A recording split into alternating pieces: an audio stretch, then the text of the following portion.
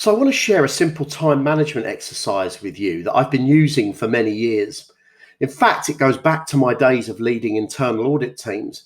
Because when you're preparing an audit plan, you have to balance the demand for audit reviews from the board with the people that you have.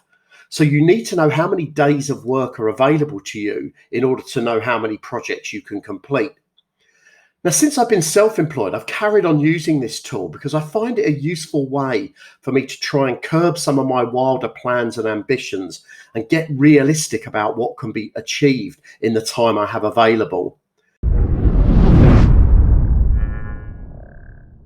And I've also recently added it as an exercise in my SME leadership development program. So here's how you work it through. And I've done the numbers for you for 2021. So I use this exercise annually, but of course you could do it quarterly, monthly, or even weekly. So step one is to calculate the total number of days in the year. Now this is often, but not always, 365 days. And then I take out all the public holidays and also weekends. Now, of course, whether you want to work these days or for that matter for working weekends is about personal preference and any contractual requirements that you have if you're employed. But personally, I favour the biblical version of the default diary, which is work 6 and rest on the 7th. Now, I then take off the number of holiday days that I have available to me for the year.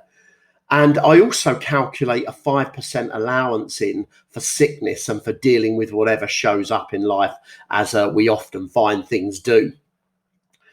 Finally, I take off any already committed time. So this is the time that I know is accounted for next year.